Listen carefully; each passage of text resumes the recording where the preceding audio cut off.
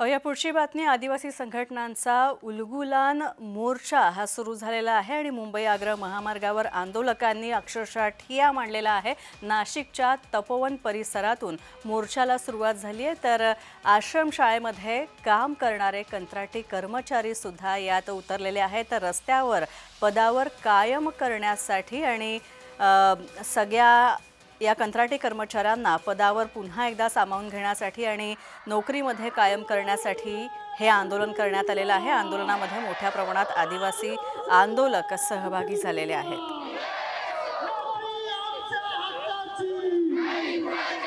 आज नाशिकमध्ये विविध आदिवासी संघटनांकडून एक भव्य हे मोर्चाचे आयोजन करण्यात आलेलं आहे।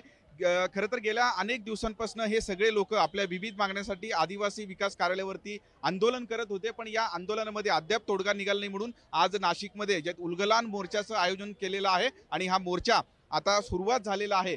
खरं तर आदिवासी विभागामध्ये काम करणारे कंत्राटी कर्मचारी हे आंदोलन करतायत। आपल्या ज्या ज्या ठिकाणी काम करतायत त्याच ठिकाणी आम्हाला कायम करावं अशा पद्धतीची मागणी आहे।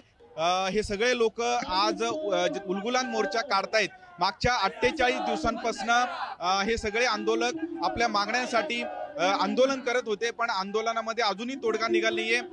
सरकारकडून एकूणच ते हस्तक्षेप अद्याप केलेला नाहीये, म्हणून हे सगळे आंदोलक आज आक्रमक झालेले आहेत आणि मोर्चा हे सगळे लोक काढतायत। आता काही वेळापूर्वी मोर्चाला सुरुवात झालेली आहे। मोठ्या प्रमाणात आंदोलक आणि आदिवासी नागरिक या मोर्चामध्ये सहभागी झालेले आहेत। आज तरी या मोर्चामध्ये काहीतरी तोडगा निघेल अशी अपेक्षा या सगळ्या आंदोलकांना आहे। आज सुद्धा सरकारने या आंदोलनामध्ये तोडगा हे काढला नाही तर आम्ही मुंबईकडे जाऊ, मुंबईला जाण्याचा इशारा हे सगळे आंदोलकांनी दिलेला आहे।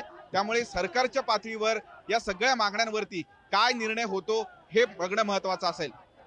किरण गोटूर, जय महाराष्ट्र न्यूज, नाशिक।